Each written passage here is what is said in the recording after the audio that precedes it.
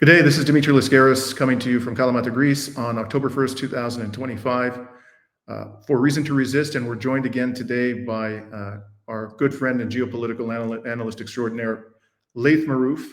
Thank you, Laith, for joining us once again. Great to be with you, Dimitri.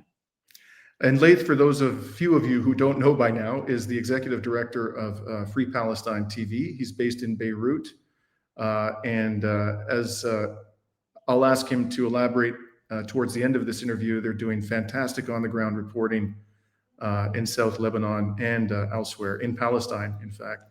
But we'll come back to that after we talk about the latest travesty in Washington. So let's start there, Laith.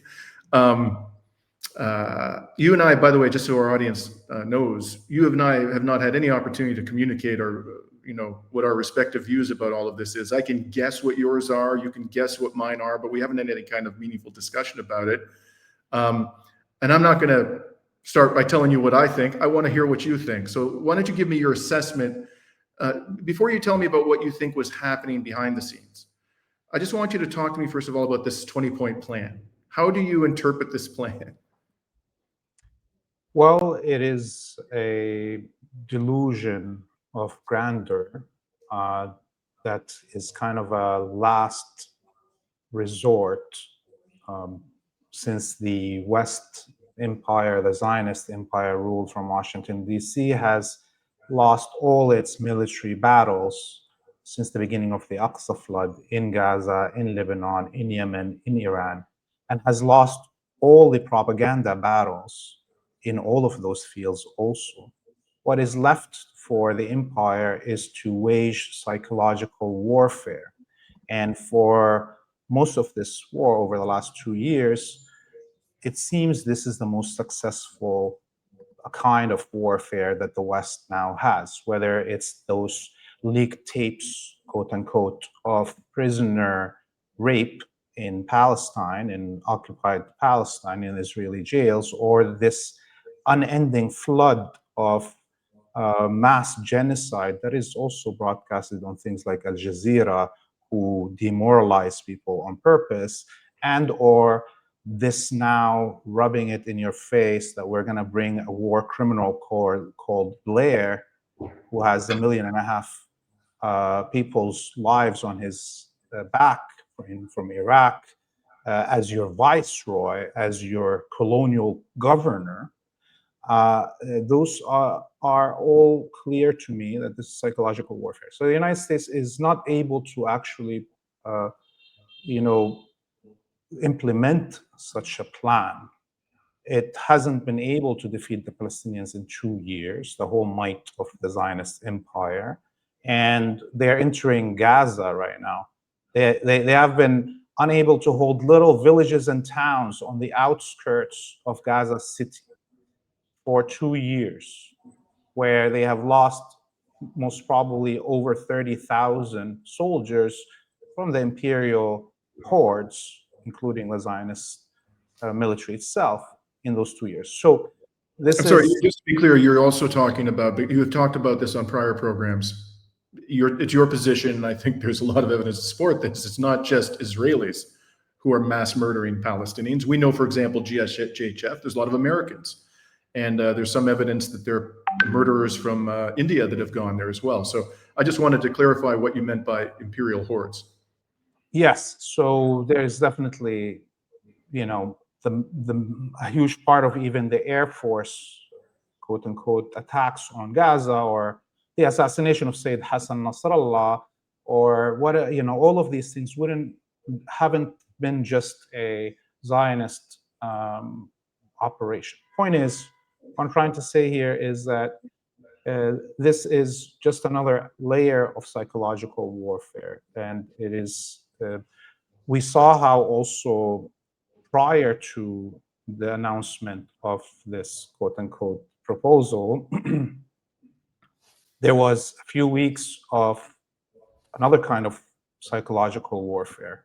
One of them was the show theatrics about accepting Palestine as a state by components of the empire, like Canada and Australia and others, right? That was pumping up the status of the Palestinian Authority, right, as another component of the empire that's going to be docile and works with them. And the attack on Qatar and all that psychological warfare of pretending that Qatar or Turkey or these Arab vassals and Muslim vassal states like Pakistan and or Indonesia somehow are now, after the defeat of every Arabic country, destruction of every Arabic country that has fought the empire for 100 years, suddenly that they will be on the other side and against the empire. And what happens is we see those same countries that were mentioned over and over as if they are new rebels against the empire, Turkey, Qatar, Indonesia, and Pakistan, and Saudi, supposed alliance between Pakistan and Saudi and so forth. Now all of them saying, great, Trump, we approve everything you say. So this is all part of a psychological warfare of bringing peoples up and down and confusing the masses of the glaring reality that you have a record of 100 years in front of you of repetitive actions, repetitive behaviors. And so, you're supposed to forget history. Forget that the Saud or Hashemite family or the Indonesian state all collaborated with the Zionists. Okay, so it's for a century. So, anyways, so this is what I think of all of this. Is just psychological warfare. It's not going to be implementable, and we're just going to continue seeing the genocide go on for the next year, probably, as the Zionist colony collapses, and with it, the whole Western imperial order. Yeah, I entirely agree with your assessment. I'm not surprised that that's your assessment at all. The only thing I would add is that, and I suspect you agree with this as well, but if you have a different perspective, I invite you to chime in. I think that they are trying to set the table for blaming the Palestinians for their own extermination. So the way they're doing this is they're saying, we've come forward with this generous proposal, which would allow the Palestinians to remain in Gaza. Of course, that's their right. It's not a gift to the Palestinians to say you can remain in Gaza. Removing them is a war crime. It's a crime against humanity, but they're packaging it as a gift. We're going to bring in 600 trucks of aid a day, which again is their right. And now they need far more than that. And we're even going to create these special economic zones in the Gaza Strip.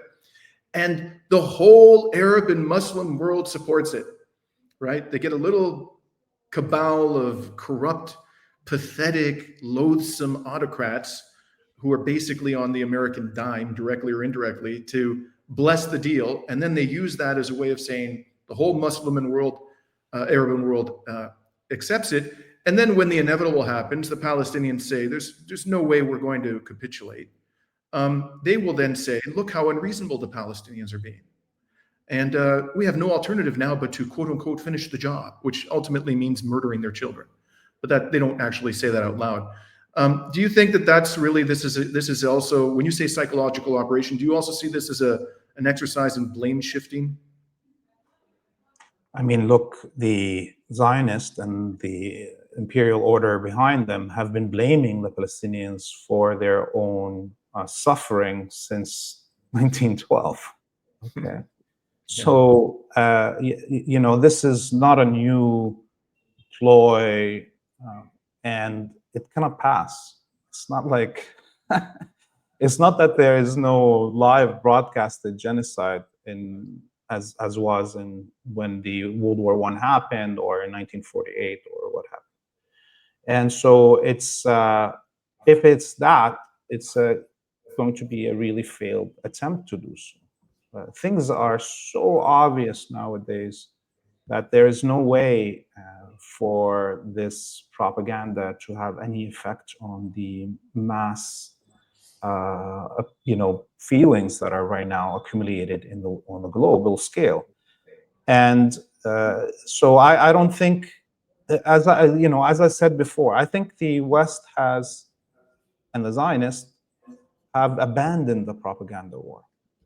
The only kind of propaganda that they're putting forward is ones that are saying, laughing at you, saying, look, I'm going to put up a TikTok video of my soldiers putting on Palestinian women lingerie on purpose, right? That's the only kind of propaganda, which has the psychological demoralization effect against the indigenous resistance and or against the masses that are supporting the Palestinian liberation.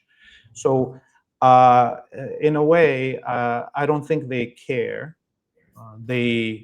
That it's not going to work as a propaganda ploy to blame the Palestinians for their own suffering. And I don't think the Israelis would have killed less Palestinians if they didn't use this ploy, or they were going to do it anyways. But what more? How more? On what larger scale can they kill the Palestinians? Remember, the death toll in Gaza was at 45,000 in January 2024. Anyone that wants to believe that the death toll is still like at 68,000 today, what is it? 9 plus 12, 21 months after the January marker of 2024 is delusional. There is already 600 at least thousand Palestinians killed. And the empire has used everything at its military disposal, save for the nuclear weapons themselves on Gaza. They cannot kill Palestinians faster than they are killing them already. Okay, and they will try to attack Gaza City.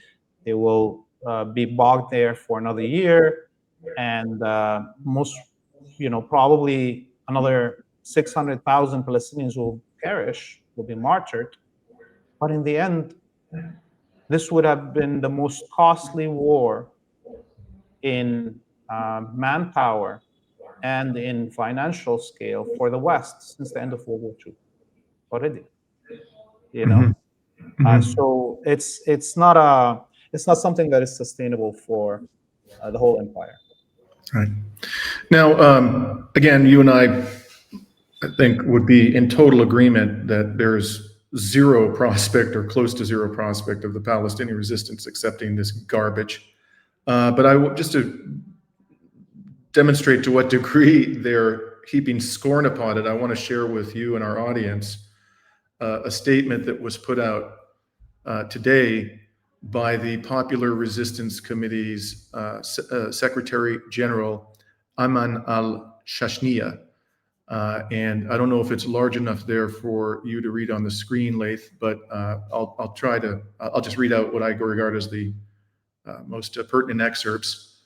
I'm sorry, his full name is Ayman al-Shashniya Abu Yasser. And he says, Trump's plan is a complete adoption of the demands of the Zionist entity and its expansionist settlement project. It is the realization of Netanyahu's dream of liquidating the Palestinian cause and consecrating the occupation, its control over Gaza with international blessing.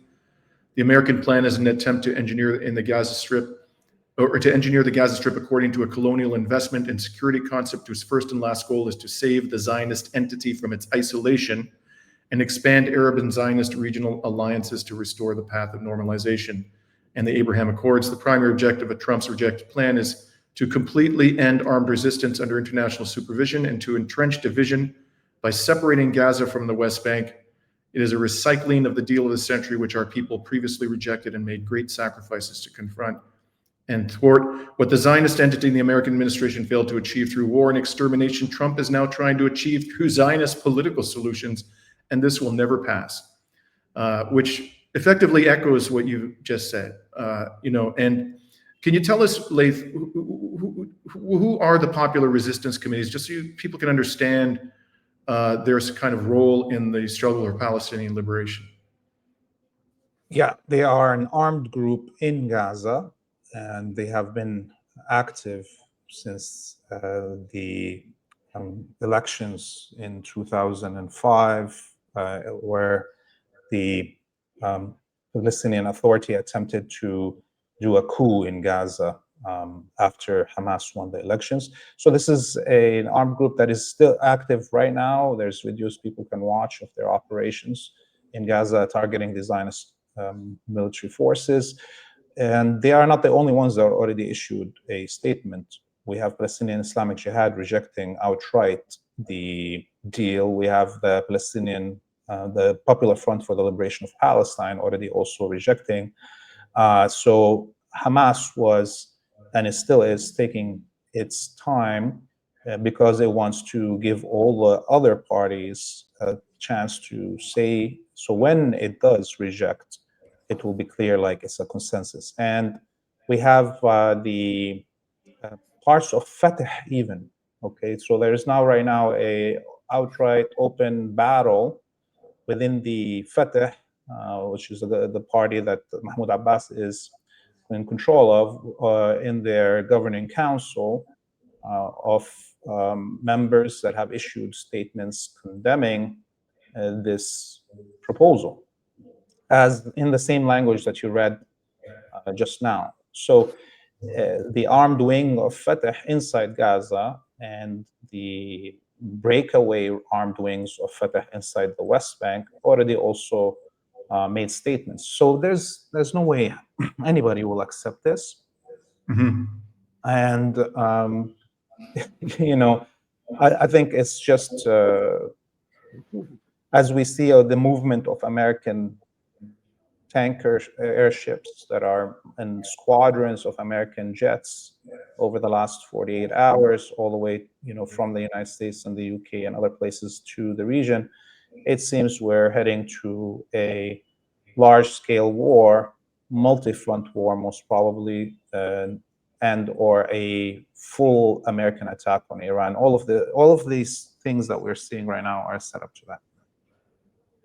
I really want people to understand, because I don't think many people understand this. Those of us who pay careful attention to the various resistance groups and their statements get this. We've known this for some time. But my interpretation of what has been going on, Laith, is that these various resistance groups, not only in the Gaza Strip, but also in the occupied West Bank, have been speaking throughout this entire 2-year genocide with one voice. The only exception being, I wouldn't categorize them as a resistance group. The members of Fatah who are aligned with or supportive of the collaborator, Mahmoud Abbas. But all the others are speaking with one voice. They may put out their own statements which express their own individual view, but when it comes to accepting or not accepting or responding to some proposal, they've been unified. And in that unified group of resistance groups, there are secular organizations. The Israelis, the Americans want us to believe that they're all religious fanatics. And so that's why they always put the emphasis on Hamas, because Hamas is explicitly a party committed to Islam.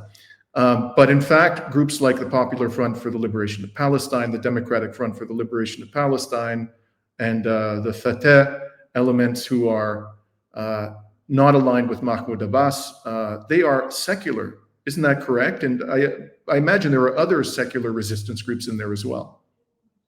Yes. And I want to say one thing here. The Hamas negotiators or leadership that is outside occupied Palestine, who were targeted for assassination by the Zionists, they are right now under house arrest in Qatar. The Hamas leadership that is in Turkey is also under house arrest. The Palestinian leadership in Syria is being targeted over the last few days. There's been, multiple HTS attacks on Palestinian refugee camps across Syria, and nabbings of hundreds of men, Palestinian men and young, boys.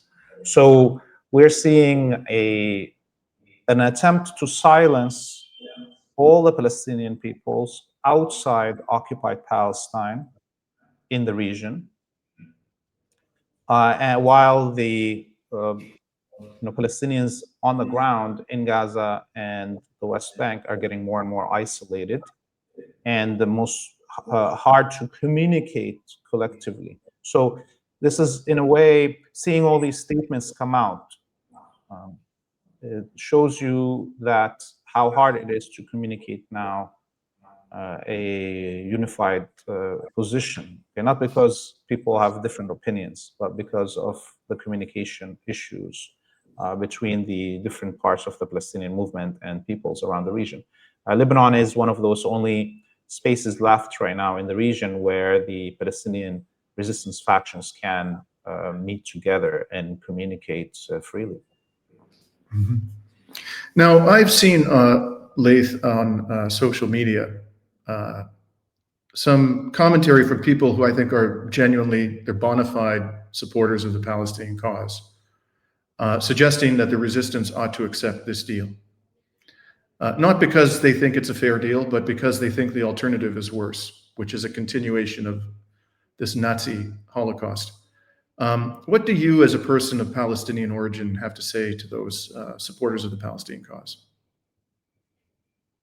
I would say that they should just stay quiet, and that if they haven't had the courage to liberate themselves from fascist rule in their own countries, from colonial, imperialist, genocidal rule in their own countries, they shouldn't project their impetus on peoples that have been resisting for 100 years.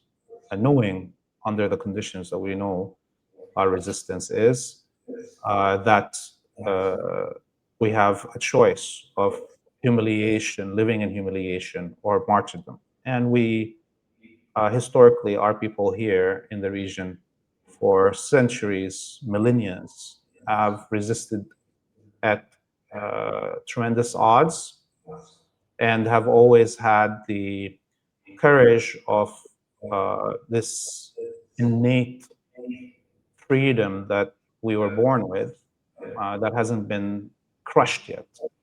Okay. So until I see any Westerner risking anything in their life on their liberty to achieve their own freedom, let alone come to help end the genocide being conducted by their own states in our lands here, I will have very little respect to any opinions coming from people in the West. Remember, there hasn't been any revolution in any Western quote-unquote country since the end of World War II. And every movement that could have been significant didn't come from the major sectors of the society. When we think about, for instance, the Black liberation movement in the United States or the indigenous liberation movement in the US and Canada, those are where the most valiant, courageous revolutionary movements that we can point at for the last 80 years in all of the West. Mm-hmm. Entirely. Now let's switch to the subject of these scumbag Arab autocrats. I want to share with you a clip. I'm sure you've seen it. I suspect you have, of Netanyahu at this Monty Python-esque press conference 2 days ago, talking about his conversation with the Emir of Qatar. Here we go. Today, just to make it clear, I said to the Prime Minister of Qatar, Israel was targeting terrorists, wasn't targeting Qatar. And of course, we regretted the loss of the Qatari citizen. It wasn't our target. And that was it. Your reaction, Laith? I mean, obviously, he is saying that they can and have the right to violate Qatari sovereign airspace and land and conduct whatever operation they want to, as if they're that's a God-given right as a chosen people for them.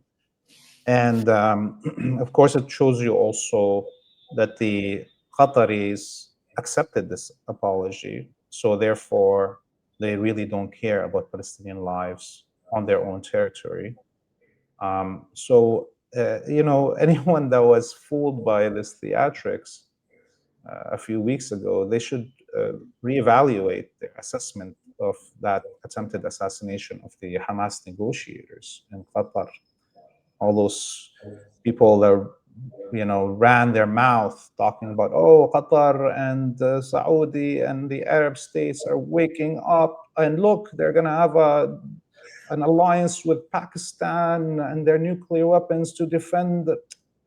It's really amazing how some people fall for this over and over and over and again. And most of these people that are repeating this claim to be, trendsetters, leaders on social media, commentators that are, in a way, like keep on driving people astray from the clear sun in front of us.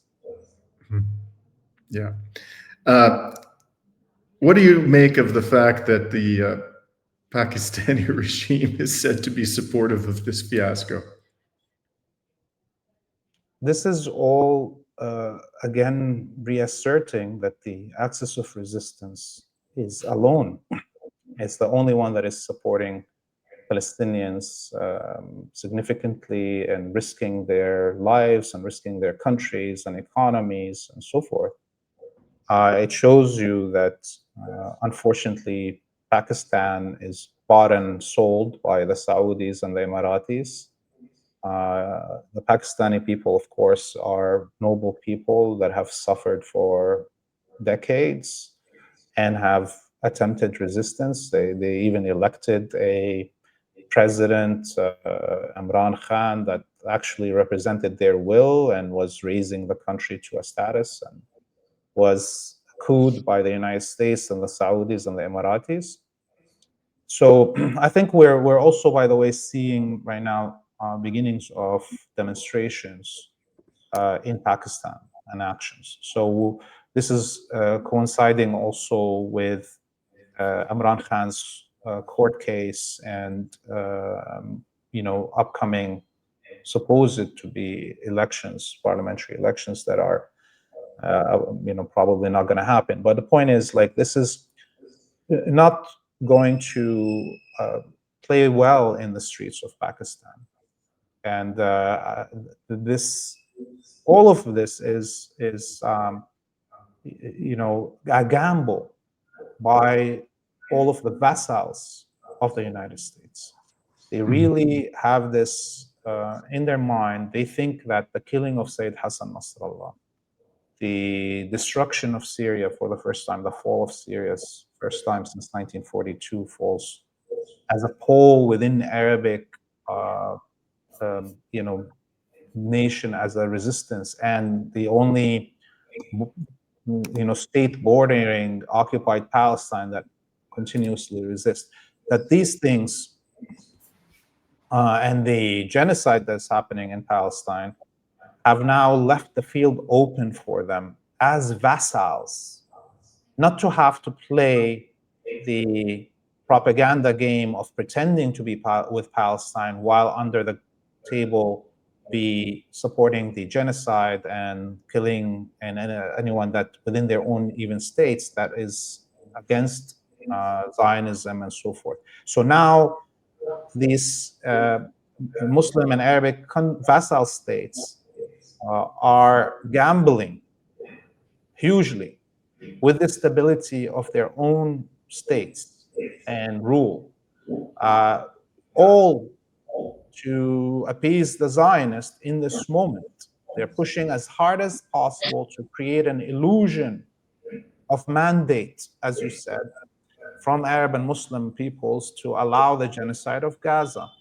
and the destruction of Palestine. But this is kind of a last-minute ditch attempt, and it's not going to work. And I think it's just going to accelerate in general, finally, the collapse of these vassal states. If the US-backed puppets in Islamabad had not overthrown Prime Minister Imran Khan, do you think that he would have lent his support to this travesty? Definitely not. Definitely not. I think Imran Khan would have supported Palestinian resistance from the get-go, especially as his neighbor country Iran did so. Pakistan is economically strangled on one side by India and Afghanistan on the north, and it would benefit so largely if it integrates economically with Iran, electricity, water, all of these things. And that's where Imran Khan was going.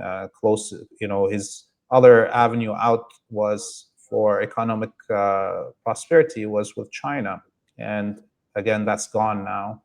And with Russia, and again, that's gone now. So it was logical that Imran Khan would try to integrate with the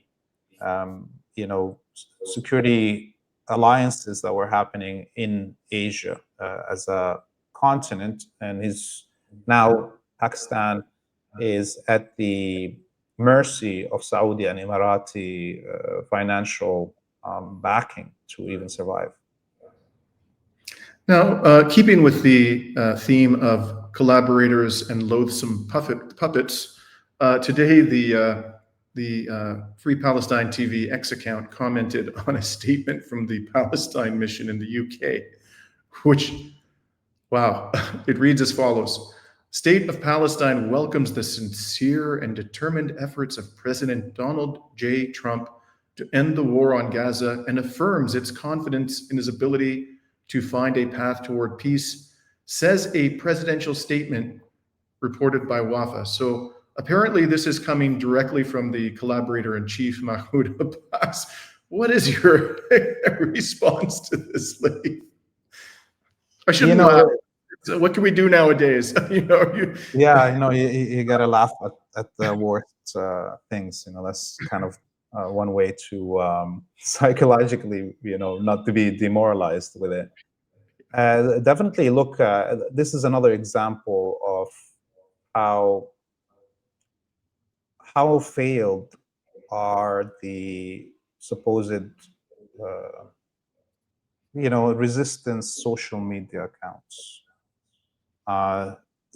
For 2 years, they were repeatedly putting the videos and statements of the ambassador of Mahmoud Abbas, the ambassador of the Vichy regime in London, I think Zalmout or whatever his name is.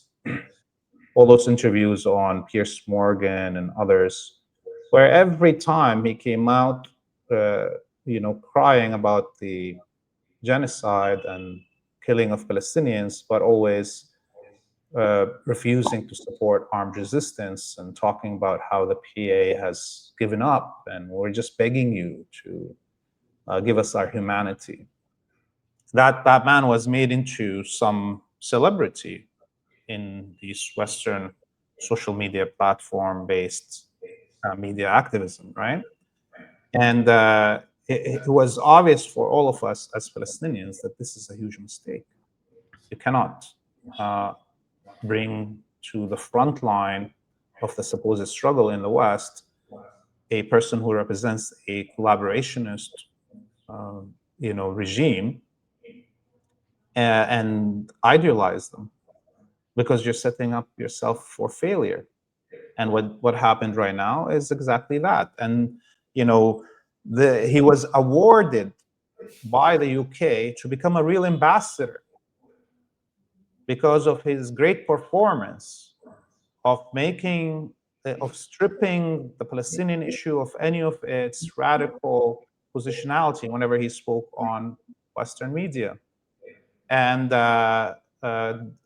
condemned armed resistance and made us Palestinians into beggars for our human rights, quote unquote. So that's my 2 cents about that. Yeah, my own view, I probably have articulated this many times on my program about armed resistance, is this: it is a legal and moral right of an oppressed people to take up arms against their oppressor. Whether or not they choose to exercise that right is ultimately up to them. And if they choose to do so, I will support them in any way that I can. In the case of Palestinians, as you and I discussed the last time we had you on the program, the most recent poll out of the occupied territory showed that some 80% of the people living under occupation are opposed to the disarmament of the resistance. So, but if a Palestinian like this character in the Palestinian mission in the UK wants to make a case that there's a better way, make the case by all means, and have a debate within the Palestinian community about whether there's a better way than armed resistance.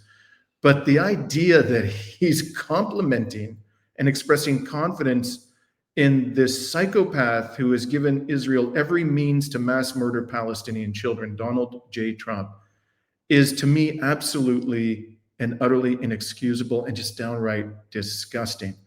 I can't believe it. I mean, to me, that you are automatically disqualified from having any kind of respect from people of conscience. You should just be cast aside as somebody who has no legitimacy in the struggle for the liberation of the Palestinian people. That's my 2 cents, Laith. Now, I want to move on to the subject of the West Bank. The last time I think we spoke about this, as I recall, you talked about there being severe problems in the on-the-ground reporting because of the severe repression of your reporting staff in the occupied West Bank. Have they been able to publish any reports recently? And if so, what have they been reporting? No, we haven't reactivated our reporting. The situation is pretty bad in the West Bank. Nobody's, of course, watching what's happening there. It's almost like even look, the content from Gaza has decreased drastically with the mass killings of journalists. And by the way, this is something very significant that most Western viewers haven't noticed. The Al Jazeera Arabic has changed its whole programming, even from Gaza, over the last week.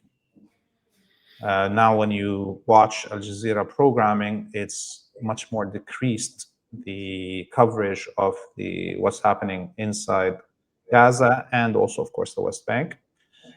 Added to it, it has been shifted in terms of its positionality, where now we don't hear anyone supporting armed resistance being invited on air. This is happening drastically on Al Jazeera Arabic, and this is now I've read multiple comments written by people that inside or leaked information from journalists about the mood inside Al Jazeera headquarters and the boroughs in Palestine and around the region. So clearly, Qatar has decided that now, in its mind again, that the whole axis of resistance is unable to be a challenge in its mind. This is all, I think, wrong betting, okay? That they can suddenly not have to use the Palestinian cause as a way to keep attracting the rest of the Arabic audience to make them be dragged astray inside their own state issues that are also broadcasted about in Al Jazeera.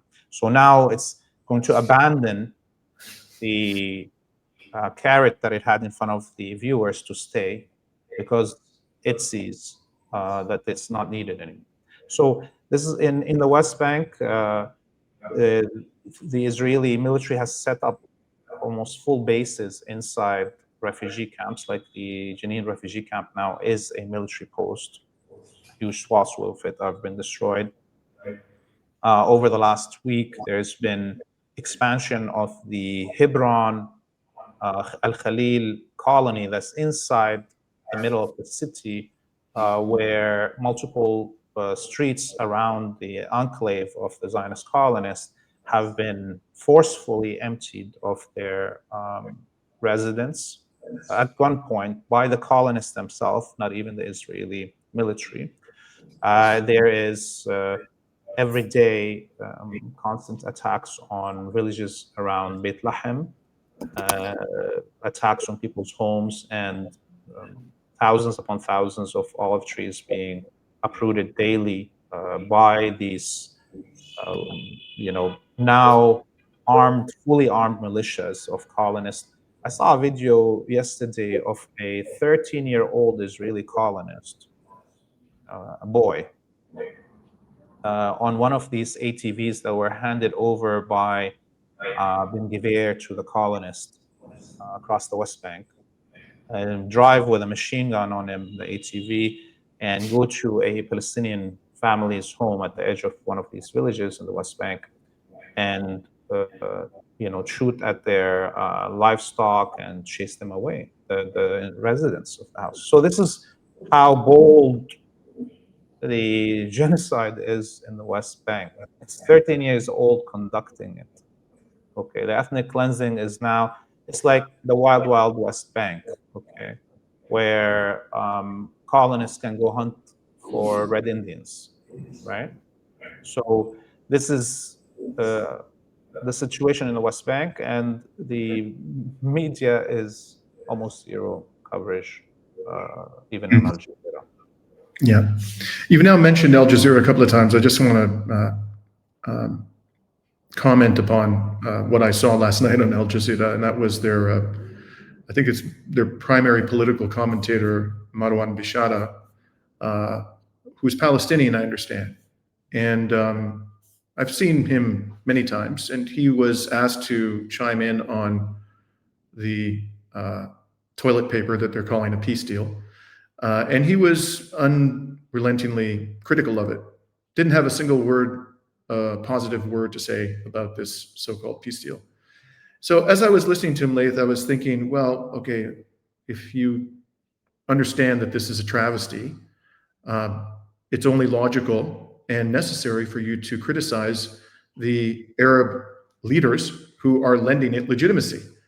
And I did not hear him utter a single word of criticism of the Qatari regime, which supports this garbage, or any of the Arab autocrats who support this garbage. And I must say that in all the years I've watched Al Jazeera, and the only reason why I watch Al Jazeera is because if you want to get, sort of on the ground coverage in real time from what's happening in West Asia, oftentimes if you don't speak Arabic like me, that's oftentimes a good source just to get real-time information. But I've never heard a single word of criticism by anybody on Al Jazeera of any of the Arab autocrats, and particularly the Emir of Qatar. Have you ever heard a word of criticism at Al Jazeera, either now or in the past? Of course, never, because Al Jazeera is the propaganda arm of the Qatari regime. Marwan Bishara and his brother Azmi Bishara are Israeli citizens from 1948, and maybe some of our viewers will remember Azmi Bishara was a member of the Israeli Knesset in the early 2000s, and he moved to Qatar and became their chief propagandist. Basically, the how Al Jazeera and the other media outlets that Qatar controls, like Al Arabi, Al Jadid, are run by, directed overall by Azmi Bishara, the brother of this Marwan Bishara. So they've made hundreds of millions of dollars. This brother duo, they know who feeds them. They're not going to bite that hand. And Azmi Bishara specifically, the older brother, can be kind of credited with the masterminding of the coverage against Syria in Al Jazeera. And this is very tragic because Azmi Bishara got his fame in occupied Palestine during his tenure as a member of the Knesset by visiting Syria while he's a member of the Knesset, and then he was chased by the Zionists out of the country under threat of basically. So it was Syria that housed him in the beginning and allowed him much more space, and that's maybe most probably, if we look back on history, a huge mistake of Syria. All right. So lastly, Laith, I'd like to talk to you about the Freedom Flotilla. As we're speaking now, the flotilla, I understand, based on reports, the most recent reports, is nearing the territorial waters of Palestine. And the pro-genocide leader of Italy, Giorgia Meloni, after having dispatched a naval frigate from the Italian military to accompany the vessel, so we were told to protect the flotilla, has withdrawn it. I don't know whether the Spanish naval vessel that was supposed to be accompanying them is still there, and whether it would dare to enter the territorial waters of Palestine. Hopefully we'll be pleasantly surprised about that. But it is, by the time this interview is published, we may know what the fate is of the Freedom Flotilla. Passengers who are on the front line of this wave of boats. Now, you have been critical of the flotilla on social media. You and I, again, this is something we've never had a substantive discussion about this. So our audience knows, before we got on the air today, I just asked Laith if he wanted to talk about this. He knows we have a disagreement about it. He kindly agreed, but we've never debated it privately or publicly. In the interest of full disclosure, before I invite you to explain your criticism, I want people to know that I myself have been a passenger on the Freedom Flotilla twice, in 2018 and 2023. And last year, in 2024, during the genocide, I went to Istanbul, spent 2 weeks there waiting for 3 vessels to depart.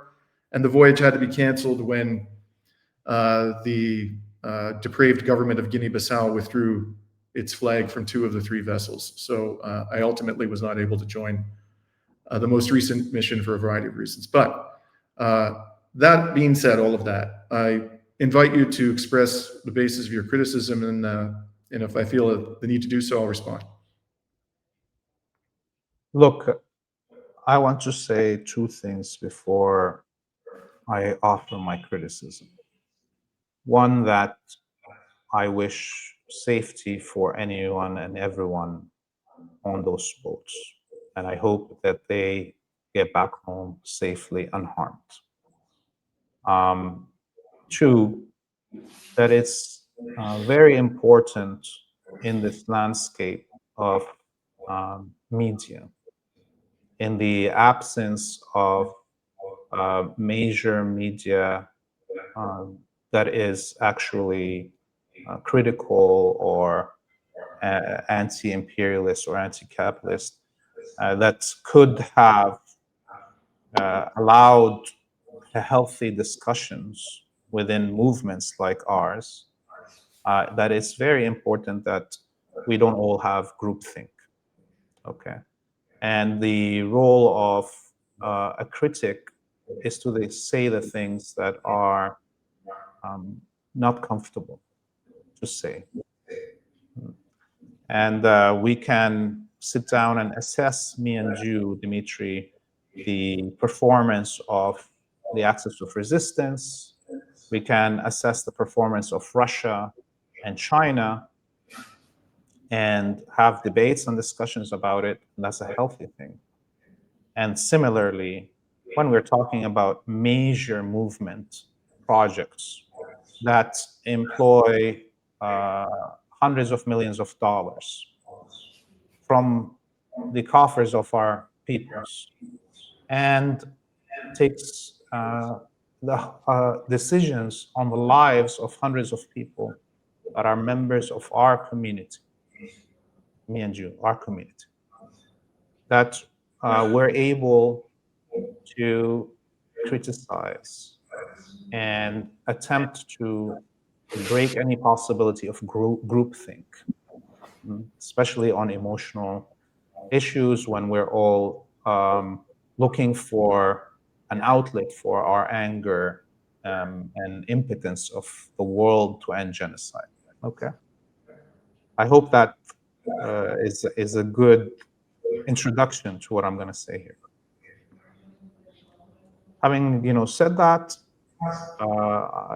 since the first flotilla got attacked and people were killed on the Mavi Marmara, and when I was part of organizing for the flotilla of Canada, the boat from Canada to join that flotilla, I was alarmed at how much money is put into this thing, and how little possibility of success it has, and how much it takes as a result of energy and finances and media space from the movement, such a project. So my views are not something new. My views are there since 2010 and out on the record since 2010, my criticism.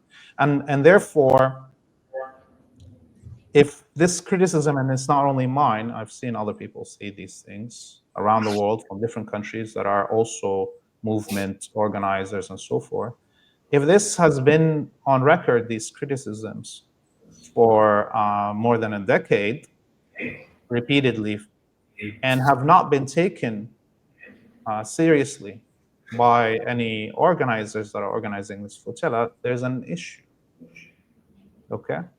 If the leaders of this project are unable to learn lessons from the repetitive actions that they had since 2008 and have not been able to readjust their behavior or actions or plans, it is logical that we say, how is that happening? Why is it that a movement like this cannot learn from previous records of their actions? So I think that the flotilla could have been redirected to other places, either the Strait of Gibraltar, the Strait of Sicily.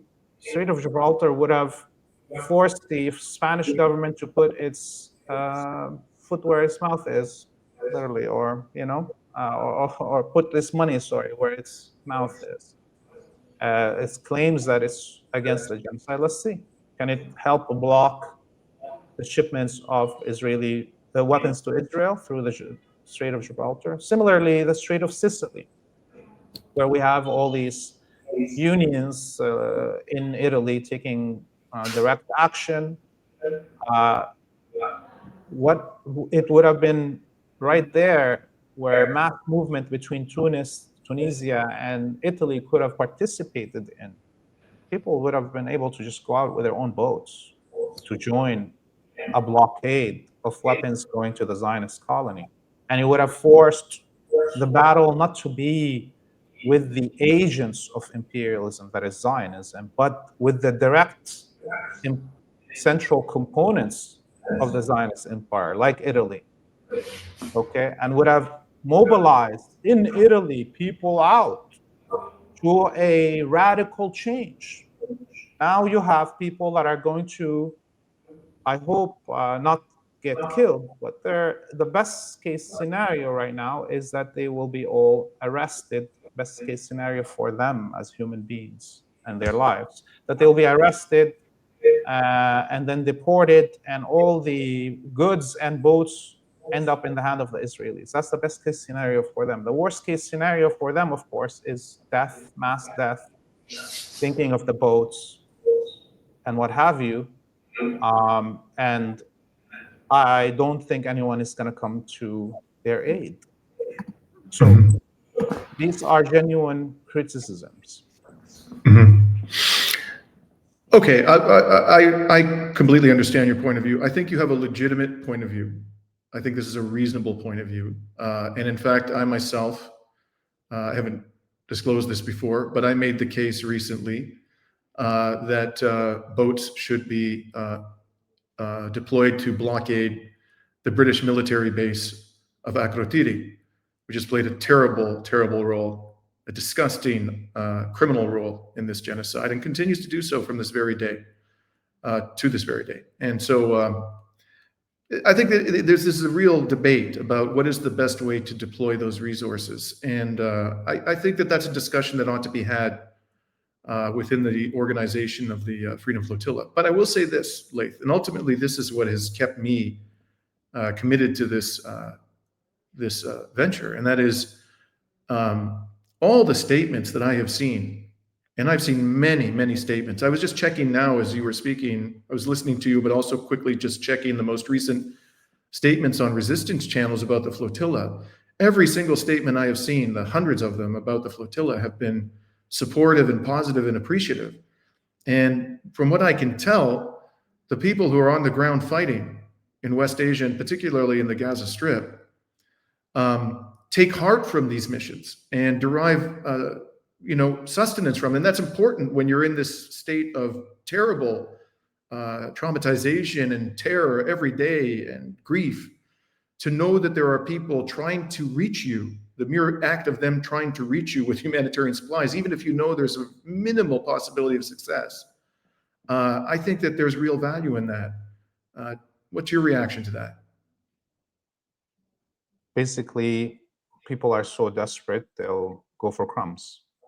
That's what you're saying. No, I'm not saying that. I'm saying that they take hope from it.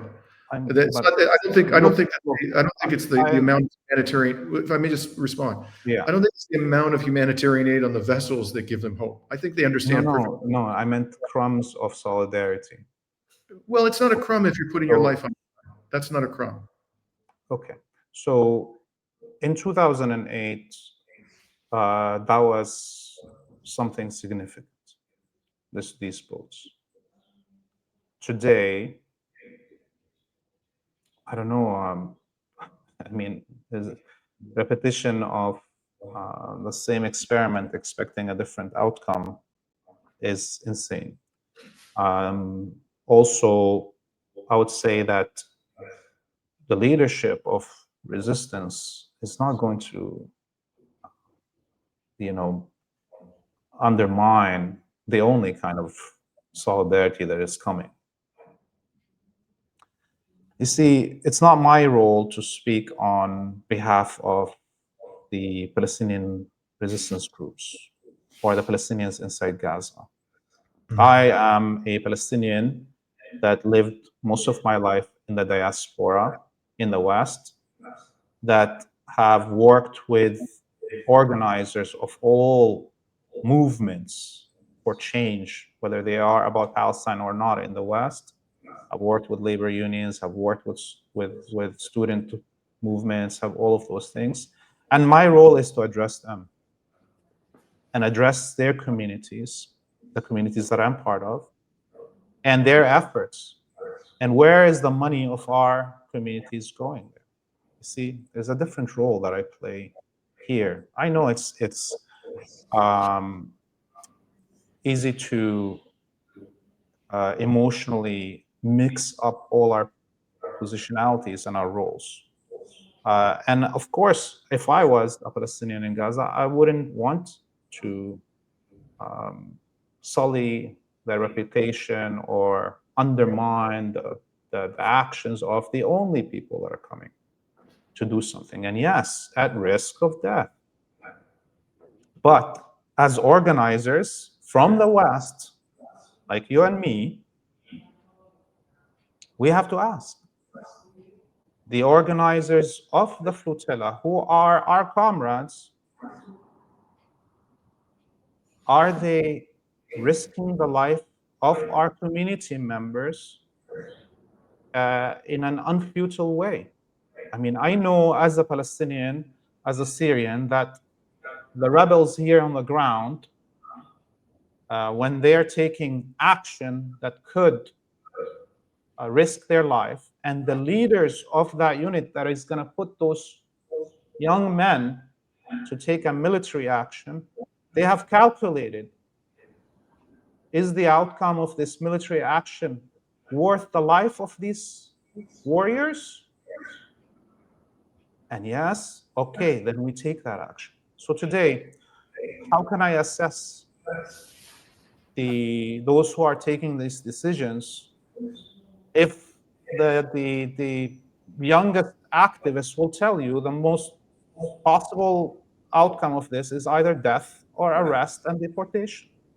Why is this accepted as a decision to take? Well, I hope we can leave it there, and I understand your position well. I thank you for. I have no doubt that your genuine desire is to ensure that these resources are used in the most beneficial way for the people of Palestine. That is obviously a desire I share, and I hope that this conversation has been useful to those of you out there who follow the Freedom Flotilla, support the Freedom Flotilla, and maybe have participated in missions in the past. In any case, Laith, always a pleasure. Please remind us where people can find your work and how they can support what Free Palestine TV does. Yes, so you can find us on freepalestine.video. That's our website, and there's all the social media links there. I remind everybody that we are demonetized on all platforms, that all our funding comes from directly our viewers as donations, and that you can find us on YouTube, X, Instagram. We're producing 16 reports and interviews every month, and tens of course, short format videos. And so this is one of the largest outputs of any media projects working on Palestine, and it's all viewer supported, viewer funded. And so we thank you for all the donations that you give us, and much of the work that you see has been developing because of your generosity. Thank you very much. And for now, we'll be signing off from Kalamata, Greece and Beirut, Lebanon on October 1st, 2025.